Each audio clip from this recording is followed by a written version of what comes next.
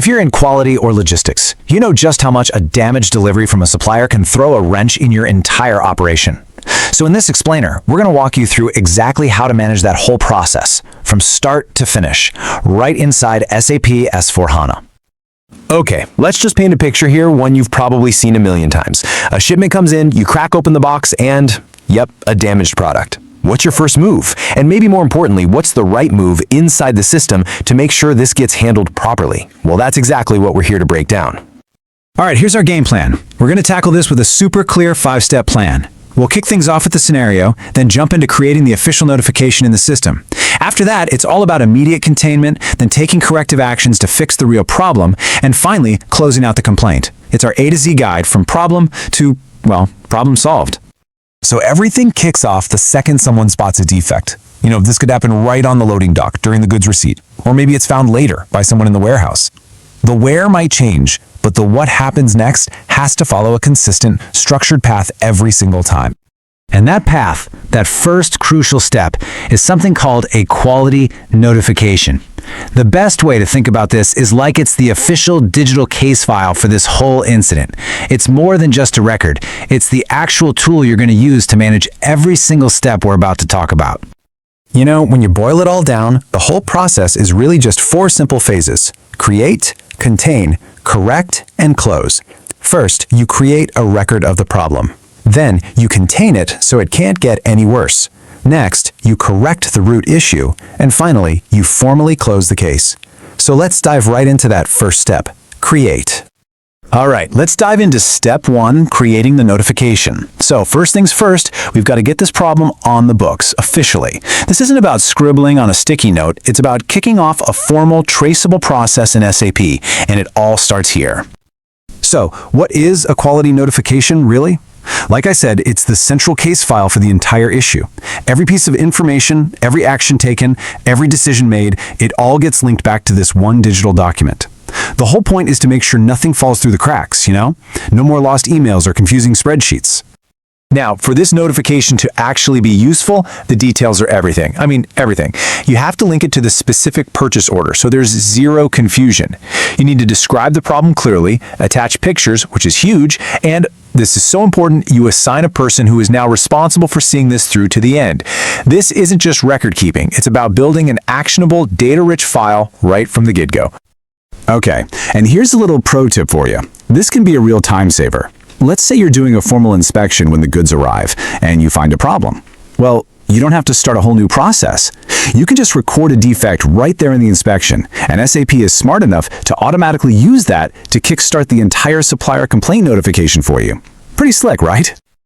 Okay, so the problem's locked. What now?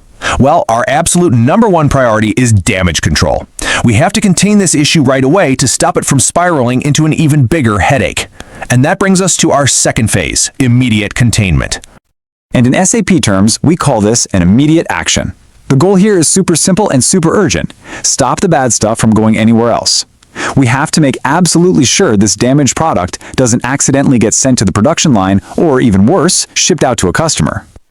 So what does that actually look like in the system? Well, it's all about a stock movement. You're taking that material out of unrestricted use stock, which is where it's free to be used by anyone, and you move it. You can move it to block stock, which is basically putting it in system quarantine, or if you need to investigate it further, you can move it to quality inspection stock. Either way, the material is now digitally fenced off, and nobody can use it by mistake. All right, we've put a fence around the problem. It's contained. Now it's time to actually go in and solve it. This brings us to the third major step, defining and carrying out the corrective actions. Okay, this is a really important distinction to get right. The difference between an immediate action and a corrective action. Immediate actions are all about reacting to contain the problem. Think of it like building that fence. Corrective actions, on the other hand, are proactive. They're about finding a resolution.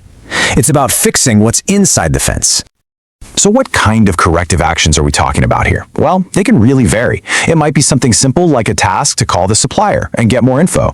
Or it could be a logistical action, like creating a return delivery to send the stuff back. You might even decide to just scrap the material. And for a really serious problem, you could kick off a formal root cause analysis, like an AD process. And of course, these tasks don't just magically complete themselves. Inside the quality notification, you assign each one of these actions to a specific person called the action processor, and then their progress is tracked with a status, so everyone on the team can see if a task is open, in process, or done. It's all about accountability and visibility. Okay, we've contained the issue, we've taken action to correct it, we are in the home stretch now. It's time for the final step, officially closing the complaint and making sure we document the outcome. But wait, before you can hit that complete button, there's one last round of documentation you've got to do. You need to record exactly how the defect was resolved and what you found out was the root cause. And listen, this last one here, it is absolutely critical. You have to document the origin of the complaint. Was it our fault or was it the supplier's? Getting this right has some major implications down the line. And there's a really big reason why that last point is so important. See, this isn't just about closing one ticket. Over time, all this data gets collected and it feeds directly into strategic things like your vendor evaluation process.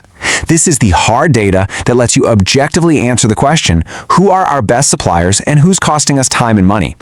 So let's just do a quick recap of the whole journey, shall we? We started when we found a problem. We went through the 4 key phases. We created a notification. We contained the risk. We took corrective action to solve it. And finally, we closed the complaint with all the right documentation. Done, done, done, and done.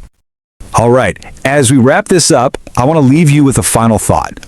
We've just walked through the step-by-step process for handling a single defect, but I want you to think bigger.